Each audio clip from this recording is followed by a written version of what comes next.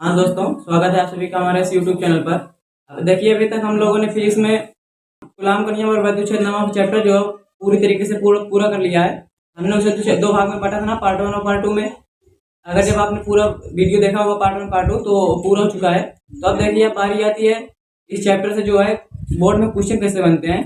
चलिए शुरू करते हैं। यहाँ पर पहला क्वेश्चन देखिए, जैसे आपसे पूछ रहा है इसमें 8 कूलाम आवेश में इलेक्ट्रॉनों की संख्या कितनी होती है। जैसे आप जानते हैं ना कि इलेक्ट्रॉन में 1.6 कूलाम का आवेश होता है। इस प्रकार से पूछ रहे हैं कि इस तरीके से कितने इलेक्ट्रॉन और आप लगाएंगे कि उस पर जो है आवेश 8 कूलाम हो जाए। तो आप जानते हैं एक कक्षा 10 का ही सूत्र है, आपको सिखाया जाता है कक्षा 10 में कि Q बराबर एन ई। Q बराबर एन ई, आपसे यहाँ पर एन पूछ रहा है ना, इलेक्ट्रॉनों की संख्या। इलेक्ट्रॉन पे आवेश जानते हैं तो मतलब हमें क्यू चाहिए। यहाँ पर क्यू का मान कितना दिया, 8 कूलाम, 8 दिए। एन का मान हमें पता ही करना चाहिए, लेकिन इसका मान हम जानते हैं, सब मुझे लगा मान सुना। इसको बटे में लाइए, 8/6 बराबर एन। अब इधर देखिए, जैसे हम लोग हटाएंगे तो ये जीरो बढ़ जाएगा, 1685 होता है, मतलब 5 × 10⁻19 ऊपर जाएगा तो प्लस में हो जाएगा, बराबर एन। ये हो गया ना। बस ऐसे ही, मतलब ये केवल बहुविकल्पी है, इतना आसान सा बहुविकल्पी में आता है। लेकिन अभी देखिए क्वेश्चन, जैसे अगला देखिए, जैसे अगला पूछ रहा है आपसे कि आप वैद्युशीलता मतलब एप्सिलॉन नॉट का मात्रक बताइए। आप जानते हैं, मैंने आपको शॉर्ट में भी हमने बताया था, ए बराबर क्या होता था, 1/4 के Q1 Q2 upon R square. ये सूत्र था कूलाम का। यहीं से हमें एप्सिलॉन नॉट का मात्रक निकाल लेते हैं, कैसे निकाला जाता है। इसको ऊपर, इसकी चाहिए मतलब इसे ऊपर भेजना पड़ेगा। एप्सिलॉन नॉट बराबर ये बनेगा Q1 Q2 अपान 4 पाई के का तो कोई मात्रक नहीं होगा, इसे छोड़िए, अपान में आएगा इधर एफ आर स्क्वायर। ये बना, केवल मात्रक के लिए हम कर रहे हैं, बाकी सूत्र यहाँ पर 4 पाई के को छोड़ा है, हमें क्योंकि मात्रक चाहिए। तो मात्रक देखिए, Q1 Q2 क्या हो गया, कूलाम स्क्वायर अपान है अपान, इसका हो गया न्यूटन और इसका मीटर स्क्वायर। तो हमें मात्रक मिल चुका है ना एप्सिलॉन नॉट का, बस ये है। और ये वाला क्वेश्चन जो 2015 में आया था वो विकल्पी में, 1 नंबर में आता है वो विकल्पी, तो आप समझ लिए। यहाँ पर देखिए अगला क्वेश्चन तीसरा वाला, मैं आपको 2 गोले दिए गए हैं, मतलब पूरा क्वेश्चन है मैं पढ़ रहा हूँ, बस आपको ऐसे समझा रहा हूँ, इससे बस विकल्पियाँ फल करेंगे। यहाँ पर आपको 2 गोले दिए गए हैं, जिसपे इस पे है +4Q का आवेश, इस पे -2Q का। मान लीजिए इसे R दूरी पर रखा गया है, उसके बाद यहाँ पर बल जो है, मतलब अभी आवेश जो है +4Q -2Q जब है तब इस पे बल जो है F आए। पहले आप F निकाल तो लीजिए कि हाँ F कितना है। यहाँ से आप F निकालेंगे तो क्या बनेगा, 1/4 के Q1 का मान कितना है, यहाँ पर देखिए 4Q, अब Q2 का मान, अब माइनस माइनस ध्यान नहीं देना, बस माइनस से समझाएगा कि यहाँ पर कि हाँ यहाँ पर आकर्षण लगेगा और कुछ नहीं है। यहाँ पर 2Q अपान दूरी कितनी R, तो R स्क्वायर। अब यहाँ पर देखिए, इसे पहले हल कीजिए, ये बना के इससे पूरे को मान लीजिए C, यहाँ पर बनेगा 4 दूना 8 Q square upon R square, इसका मान है 5। आप ये बात ध्यान रख चलिए। उसके बाद सवाल में कह रहा कि इन दोनों गोलों को आप आसपास कराइए। ये चालक गोले हैं, आप सोचिए जब 2 गोलों को आसपास कराते हैं, या फिर आप इससे पहले पढ़े हैं पार्ट 1 में ना, कोई आपके पास उल्टा सेम गोला होता था, उसे उसके पास एक चालक गोला होता था, जब आप दोनों को आसपास कराते थे देखिए उस पे से आवेश इस पे चले जाते थे ना, बस वही काम यहाँ पर हुआ। यहाँ पर +4 के यहाँ पर -2Q कह रहे हैं, इसको आसपास से कराएंगे तो आवेश दोनों में समान रूप से बटेगा। किस प्रकार से, Q1 + Q2/2 से। अभी से पहले Q1 + Q2 की जब करेंगे तो 4, और जब यहाँ प्लस करेंगे तो माइनस तो हो ही जाएगा अपान 2। इधर देखिए 2Q बना, 2Q अपान 2 मतलब Q, मतलब अब जो नया आवेश आएगा वो Q मात्रा इस पे भी आएगी और Q मात्रा इस पे भी, ये बना। अब देखिए फिर अब जो, लेकिन कह रहे हैं दूरी नहीं बदलनी, तो दूरी वही रखनी है। अब नया बल कितना लगेगा यहाँ बराबर, ये तो माना ही है Q1 Q2, मतलब अब ये आवेश बचा है Q स्क्वायर हो गया अपान R स्क्वायर। यहाँ पर देखिए, आप इस वाले सूत्र से देखिए, इसे F1 मानिए, इसे F2। यहाँ पर देखिए C, फिर बचा Q1 Q2 अपान R स्क्वायर, इतने का मान कितना है। तो वहाँ पर देखिए, ये हमारा बना F2 बराबर, R को इधर लाएंगे ना, मतलब F1 इधर लाइए, F1/R, और मैं F2 ही तो निकालना, F2 निकाला तो मतलब F2 जो है कितना बना, F1/8। लेकिन यहाँ पर F1 नहीं दिया, हमें F दिया ना, मतलब इनके भी प्रारंभिक बल जो F है, मतलब F/8।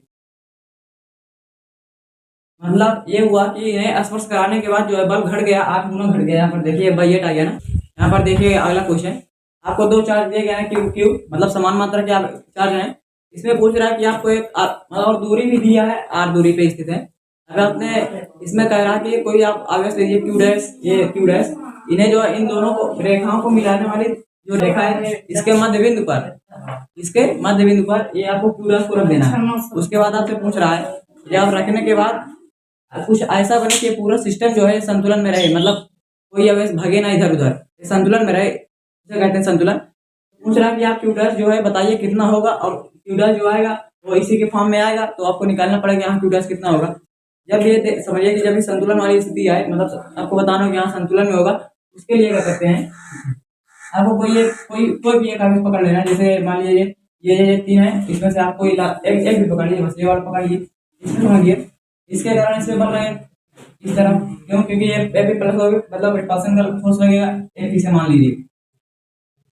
आप सोचिए अगर ये भी, अब ये भी अगर प्लस में मान लीजिए कोई आया, लेकिन वो प्लस में आया, अगर वो प्लस में आएगा तो वो भी इसे धक्का ही देगा, मतलब उसका भी बल इसी तरफ लगेगा।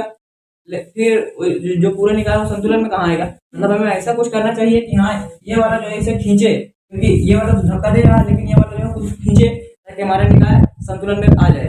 मतलब यहाँ से हमें पता चला कि ये कुछ खींचे, इसके लिए हमें क्यू डैश का मान क्या रखना है माइनस में, तभी तो आकर्षण का बल लगेगा। अभी हमें केवल इतना पता हुआ कि यहाँ क्यू डैश का मान जो है माइनस में आएगा, ठीक है। तो अब देखिए, तो अब ये पता करें कि हाँ के मान कितना, क्यू का मान कितना होगा वो निकालिए। सोचिए यहाँ पर दूरी कितनी है, r/2, ये r/2 है, ये दूरी r है, r/2।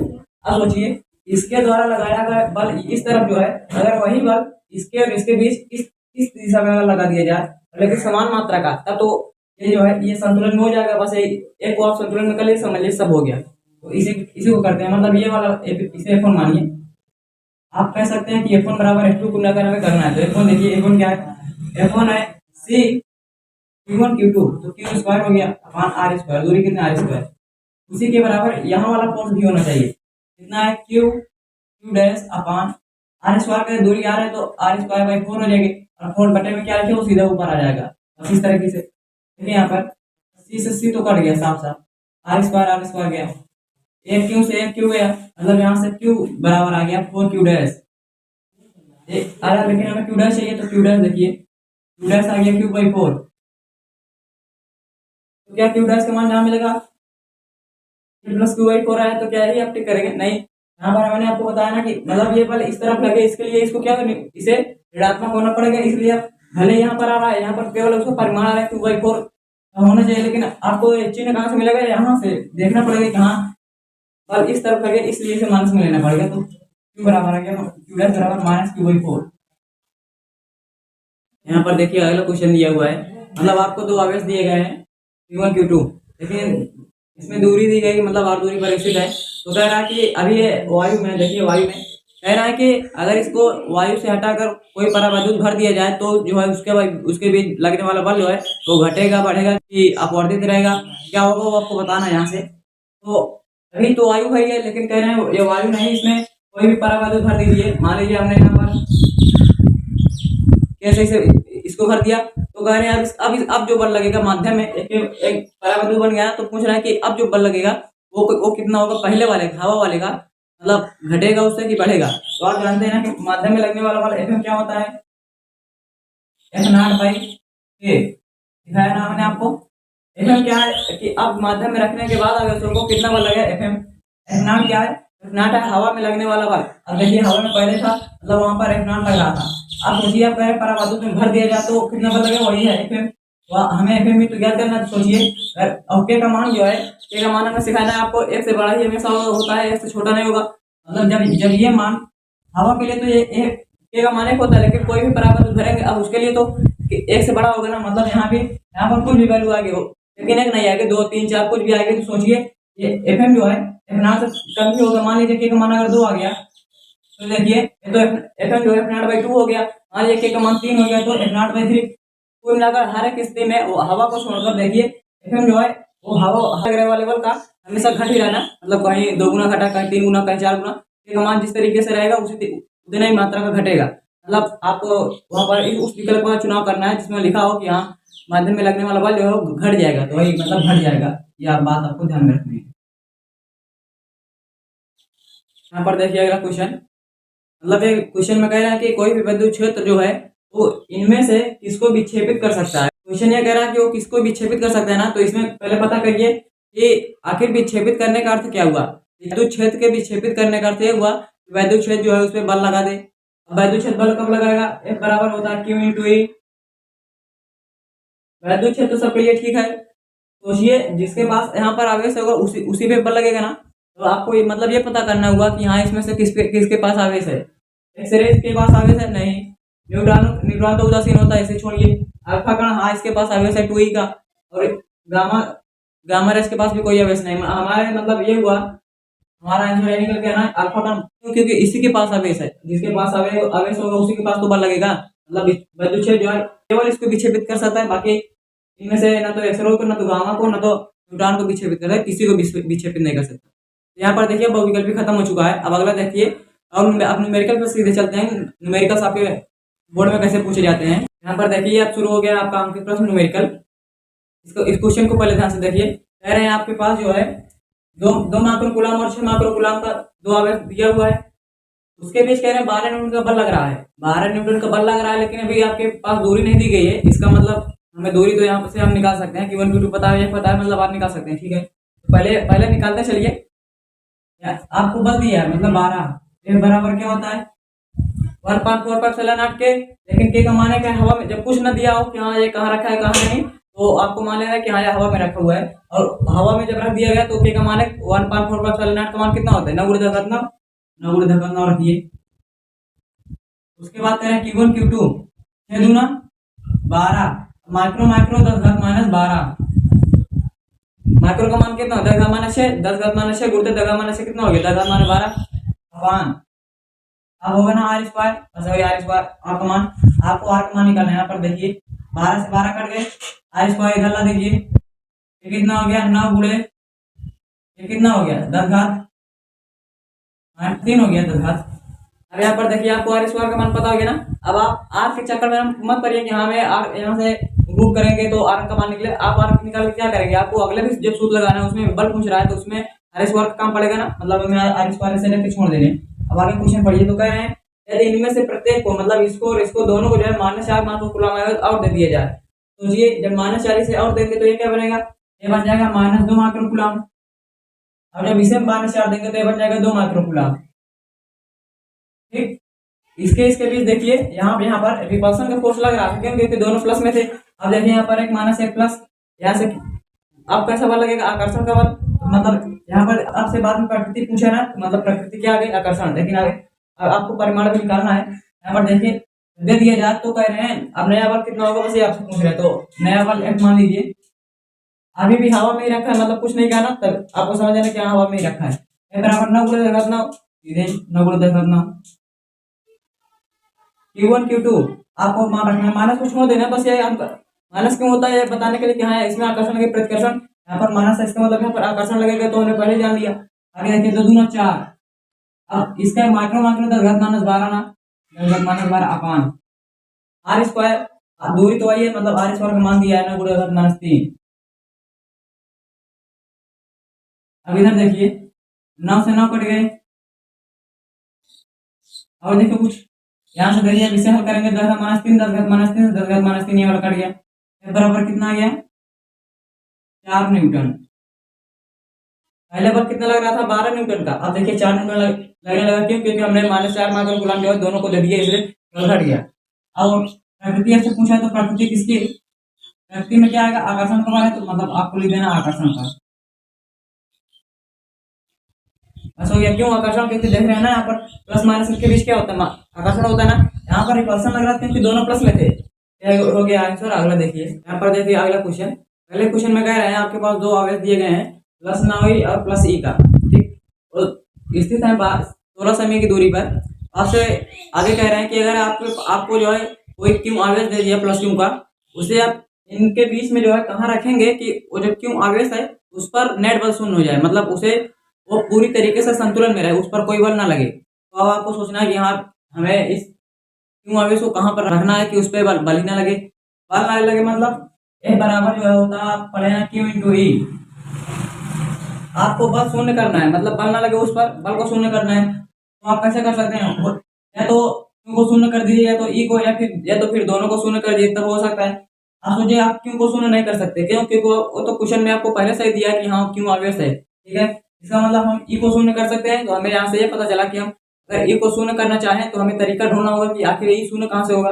शून्य अगर हम यहाँ पर, हमारा मैटर ये बनना चाहिए कि हाँ हमें ऐसा यहाँ पर कोई बिंदु निकालना चाहिए कि जिस पर जो ई का वैद्युत क्षेत्र का मान शून्य हो। तो वैद्युत क्षेत्र का मान देखिए, शून्य स्थिति का पता कैसे लगाते हैं, दोनों आवेशों से जो है आपको कोई भी बिंदु ले लेना है, लेकिन वो बिंदु जो है ध्यान रहे कि छोटे आवेश के पास आपको लेना है। छोटा आवेश में कौन है, प्लस ही, और नौ ही, तो प्लस ही छोटा है। तो यहाँ पर मतलब मान लीजिए आप यहाँ पर वो जो है स्थित है, आपको करना कुछ नहीं। तो मान लीजिए ये दूरी पूछ रहे हैं, तो दूरी ये वाली अगर एक्स मान लेंगे आप, एक्स मान लीजिए, मानना पड़ेगा। तो ये वाली कितनी हो जाएगी, यहाँ से यहाँ तक 16 माइनस एक्स, ठीक। बस अब आपको निकालना है ये, यहाँ पर जो है वैद्युत क्षेत्र शून्य है। इसका मतलब देखिए, ये प्लस का नौ ही है, मतलब यहाँ पर ये वैद्युत क्षेत्र किस तरफ बनाएगा, इस तरफ। और ये वाला प्लस का ई जो है, ये भी प्लस का, मतलब ये भी दूर की तरफ बनाएगा। देखिए दोनों घटेंगे, घटने पर शून्य होना है। इसका मतलब हमें दोनों को बराबर करो तभी तो शून्य होगा। पहले ई1 निकालिए, ई1 मान लीजिए, इसके कारण ई1 हमने है, तो ई1 का मान क्या होगा, सी मान लीजिए थोड़ी देर के लिए। क्यू बाई आर स्क्वायर, मतलब 9 ई, क्यू का मान 9 ई, आर स्क्वायर, आर का मान कितना है, 16 माइनस एक्स। और ई2 देखिए, ई2 का मान है सी, उसे भी मान लीजिए। अब क्यू का मान है प्लस ए, तो केवल ई अपान आर स्क्वायर, आर का मान कितना है, एक्स स्क्वायर।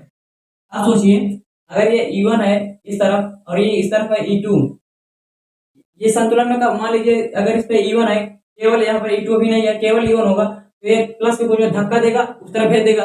लेकिन यहाँ पर ई भी है, ई जो है ई भी प्लस में, इसका मतलब ये भी प्लस में, इनके बीच फिर रिपल्सन होगा, मतलब ये वाला जो है अब इस तरफ भेजेगा। तो हमें यहाँ पर कुल मिलाकर दूरी हमें कुछ ऐसे फिक्स करनी है कि दोनों बल इस पे दोनों लगाएं, लेकिन ये कहीं जाए ना, संतुलन में रहे। तो इस प्रकार से मतलब हमें कहना होगा कि हाँ जितना ई1 इधर लगा रहे उतना ई2 इधर भी लगाएगा, मतलब बराबर मात्रा में लगाएंगे तभी शून्य होगा, मतलब ई1 बराबर ई2 करेंगे। अब जब देखिए यहाँ पर, अब जब आप ई1 बराबर ई2 करें तो सी से सी कट जाएगा इस प्रकार, और ई से ई कट जाएगा। आगे बचेगा क्या, 9/16 माइनस एक्स का होल स्क्वायर बराबर, इधर क्या बचा, 1 माइनस स्क्वायर, या इसे आप लिख सकते हैं 3/16 माइनस एक्स, इसका होल स्क्वायर कर सकते हैं, 1/x का होल स्क्वायर, कुछ इसे भी कर सकते हैं इस प्रकार। यहाँ तुलना करने पर स्क्वायर से स्क्वायर हट गया, तो ये बचा, पूरा सीधा करेंगे तो 3x, उधर गया तो 16 माइनस एक्स, माइनस एक्स को इधर बुलाएंगे तो हो जाएगा 4x बराबर 16। देखिए 4 चौक 16, यहाँ से x बराबर 4 सेमी आ गया, सेमी में है तो सेमी में आएगा, मतलब x बराबर 4 सेमी। इसका मतलब x आपने किसको माना है, इससे प्लस ई से जो है 4 सेमी दूर, इस तरफ यहाँ तक की दूरी x बराबर जो है 4 सेमी है। अगर हो सकता है आपको क्वेश्चन में 4 सेमी नहीं दिया हो, तो आपको यहाँ से हो सकता है दूरी दिया कि प्लस 9 ई से, यह दूरी फिर कितने बचेगी, जब x का मान यहाँ पर 4 है तो 12 सेमी, मतलब प्लस 9 ई से जो है 12 सेमी दूरी पर कहिए, या फिर प्लस ई से जो है 4 सेमी दूरी पर आप कहिए कि हाँ हम क्यों आवेश को रख दें तो वो जो है संतुलन में रहेगा, मतलब उसमें वैद्युत क्षेत्र शून्य, मतलब उस पर बल भी शून्य हो जाएगा। इस सवाल को देखिए, इसमें कह रहा है आपको एक आवेश दिया गया 5 × 60 कूलाम का, उससे कह रहे हैं कितनी दूरी पर वैद्युत क्षेत्र की तीव्रता जो है 450 न्यूटन पर कूलाम हो जाएगी। यहाँ पर देखिए आपको क्या निकालना है, कितनी दूरी पर कह रहा है, मतलब आपको दूरी निकालनी है, मतलब आपको तीव्रता भी दी गई है, आवेश भी। तीव्रता मतलब ई बराबर दिया गया, ई बराबर क्या होता है, 1/4πε0। ये बिंदु आवेश है, बिंदु आवेश कारण आप तीव्रता जानते हैं ना, कितना होता है, Q/r², Q/r²। अब देखिए यहाँ से आपको आर का मान पूछा है, ई का मान तो दिया कितना, 450। लेकिन आपको ध्यान रखना है कि यहाँ पर जैसे अभी तो कूलाम ठीक है, यहाँ पर जैसे हो सकता है आपको दे दिया जाए माइक्रो कूलाम, मिली कूलाम, लेकिन आपको ये सब नहीं चलता, केवल आपको सही मात्रक में ही रखना पड़ेगा, मतलब आपको कूलाम में रखना पड़ेगा उसे। तो आप सभी मात्रकों को पहले एक बार देख लें कि यहाँ सब सही पद्धति में है कि नहीं, आपको जरूर देखना है। देखिए इसका मान तो आप जानते हैं, 9 × 10⁻⁷, ठीक है। क्यू का मान दिया गया है 5 × 10⁻60, आर का मान पूछा है, आर का लिख लीजिए। देखिए 9 × 5 = 45, मतलब ये 10 बार गया, ये कितना हो गया, 10 बचा, मतलब आर बराबर कितना, R² बराबर 1 बचा। इसको हल करेंगे तो 10 और 10 से या 10 का आर बराबर है, यहाँ से आर स्क्वायर बराबर तो मतलब आर बराबर 1 मीटर। ये जो पॉइंट चार्ज है 5×10⁻⁷ का, इसे आप 1 मीटर दूरी पर अगर चेक करेंगे वैद्युत क्षेत्र की तीव्रता जो है वो 450 न्यूटन पर कूलम मिलेगी। यहाँ पर देखिए आपको दिया गया है, कह रहे हैं एक इलेक्ट्रॉन है एक प्रोटॉन है, उसके बाद इनके बीच की दूरी दी गई 0.53 एंगस्ट्रॉम। उसके बाद कह रहे हैं कि इसमें वेक्टर पी मतलब द्विध्रुव आघूर्ण, पहले आपको ये चेक करना है कि द्विध्रुव है कि नहीं। यहाँ पर देखिए माइनस का लेकिन आवेश देखिए बराबर है ई, ठीक है, लेकिन प्रकृति चेंज होनी चाहिए। देखिए माइनस ए प्लस मतलब द्विध्रुव बन रहा है। यहाँ पर देखिए आप क्या करेंगे, आप यहाँ पर आपको करना कुछ नहीं है, आप आपसे पी पूछा जा रहा है मतलब द्विध्रुव आघूर्ण मतलब पी, और पी बराबर क्या होता है क्यू इंटू टू एल। सीखे है ना, यहाँ टू एल क्या है, एल। अब ये मत दिमाग लगाइए कि यहाँ टू लिख लेंगे उसके बाद एल का मान ये जो दूरी देंगे, नहीं, टू एल जो है उन दोनों के बीच की टोटल दूरी है, मतलब पहले आपको टू एल ही लिख लीजिए यहाँ पर 0.53 एंगस्ट्रॉम मतलब सभी मात्रा के साई पद्धति में होने चाहिए ना। तो अब एंगस्ट्रॉम मतलब -10 मीटर, ये तो मीटर हो गया। आगे देखिए क्यू का मान किसमें हो, कूलम में, मतलब कूलम मीटर, लेकिन अभी कूलम का मान आपने रखा कहाँ है, तो क्यू का मान जानते हैं, मतलब इसमें से कोई सा भी एक आवेश आपको ले लेना है। कितना होता है 1.6 × 10⁻19।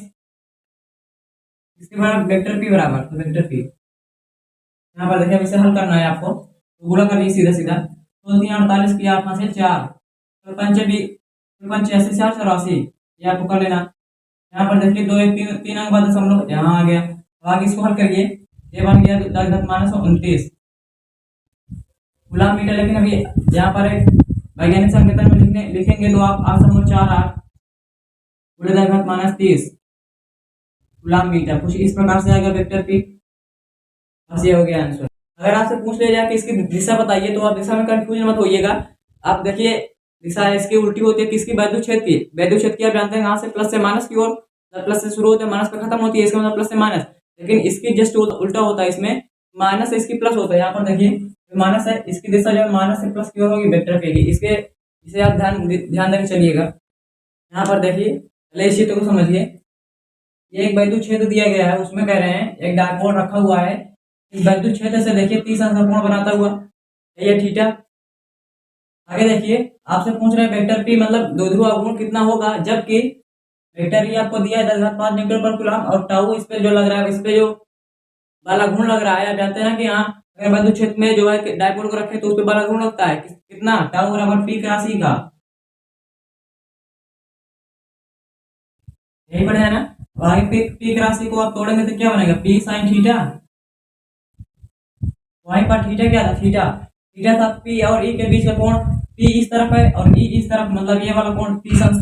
तो आपको इसमें ज्ञात करना है, पी ज्ञात करना है द्विध्रुव आघूर्ण, जबकि आपको टाउ दिया है, ई दिया है, थीटा दिया है, सब कुछ तो दिया है, आपको पी का मान निकालना है। देखिए क्वेश्चन 2010 में आया हुआ था। अब इसे पी का मान कैसे निकालें, टाउ का मान पहले रखिए, 6 × 10⁻24, ठीक है, पी का मान ज्ञात करने से लिख लीजिए, ई का मान दिया है 10⁻5, और साइन थीटा मतलब साइन 30 का मान कितना होगा 1/2। यहाँ पर देखिए आप इसे कर सकते हैं, 2 को इधर लाइए, 6 × 10⁻12, 10⁻−24, ये बटे में आ जाएगा 10/5 बराबर पी। अब इसे आप और कर सकते हैं, कितना 12 गुणे ऊपर जाएगा कितना होता है 10⁻29। अब पी का मात्रक क्या होता है, कूलम मीटर, कूलम मीटर बराबर पी। अभी सवाल में देखिए 2011 की सवाल है, पूछी गई है बोर्ड में, कह रहे हैं कि मतलब आपको मतलब दो बिंदु आवेश दिए हैं, उससे डायपोल बनाना है। डायपोल तो बनेगा क्योंकि ये देखिए -1 माइक्रो कूलम है, +1 माइक्रो कूलम, अल्प दूरी पर रखे हुए मतलब 2 सेमी की दूरी पर रखे हुए, मतलब डायपोल बन गया, ठीक है। उसके बाद कह रहे हैं वेक्टर ई, ये वेक्टर ई का मान दिया गया है, कितना दिया गया है 10⁻5, वेक्टर ई बराबर यहाँ पर लिख लीजिए 10⁻5 न्यूटन पर कूलम। इतनी मात्रा वैद्युत क्षेत्र में जो है ये डायपोल रख दिया गया है। उसके बाद आपसे पहला क्वेश्चन पूछे, 2 क्वेश्चन पूछे हैं इसमें। तो पहला पूछे है कि इसका द्विध्रुव आघूर्ण बताइए, तो द्विध्रुव आघूर्ण मतलब वेक्टर पी, वेक्टर पी पर क्या होता है q × 2l। क्यू का मान कोई सा भी एक आवेश ले लीजिए, 1 माइक्रो कूलम मतलब 10⁻6 कूलम में बन गया, ठीक है। अब 2l मतलब उनके बीच की दूरी, दूरी देखिए 2 × 10⁻2 मीटर, और इसका मात्रक कूलम मतलब कूलम मीटर। यहाँ से वेक्टर पी हमारे पास आ गया 2 × 10⁻8 कूलम मीटर हो गया, ठीक है। अब दूसरा क्वेश्चन है, तो पहला था आपसे दूसरा क्वेश्चन पूछे हैं, इसमें अधिकतम वाला गुण कितना लगेगा, अधिकतम मैक्सिमम वाला गुण, मैक्सिमम कब लगेगा सोचिए, ये जब इस तरफ हो जाएगा तो, जब इस तरीके से आ जाएगा तो कोई बल इसमें वाला गुण नहीं लगेगा। अधिकतम वाला गुण तब लगेगा जब ये इस प्रकार होगा, मतलब इस प्रकार से रखा जाएगा तब इसमें अधिकतम लगेगा। इसका मतलब थीटा बराबर 90। वैसे भी जानिए टाउ बराबर क्या होता है, पी साइन थीटा। जब साइन थीटा अधिकतम होगा तब टाउ मैक्सिमम होगा ना। साइन थीटा अधिकतम कब होगा, जब थीटा का मान 90, मतलब ये लंबवत रखा जाएगा इस प्रकार से। यहाँ पर आप देखिए मैक्सिमम आपको निकालना है ना, यहाँ पर टाउ का मान देखिए, टाउ बराबर होता है पी साइन थीटा। पी का मान आपको अभी भी पता चला 2 × 10⁻⁸। ई का मान खुद से दिया गया 10⁻5। अब साइन थीटा, साइन अधिकतम के लिए साइन थीटा का मान जानते हैं, थीटा पे 90 रखें तो कितना होगा 1। यहाँ पर देखिए ए बन गया 2 × 10⁻³ न्यूटन मीटर। ये हो गया आपका टाउ वेक्टर। यहाँ पर देखिए आपके दो चीजें आपसे पूछे गई थी, पी और ई, पी और टाउ। देखिए आपने दोनों का मतलब यहाँ पर पी यहाँ पर टाउ, जो कि दोनों ने कहा 2011 के सवाल से ध्यान दीजिए। अभी इस चैप्टर को यहीं पर रोकते हैं। तो अगर वीडियो पसंद आए तो वीडियो को लाइक जरूर करें यार, और दोस्तों के साथ शेयर करें ताकि उन्हें भी ये जानकारी पता चले।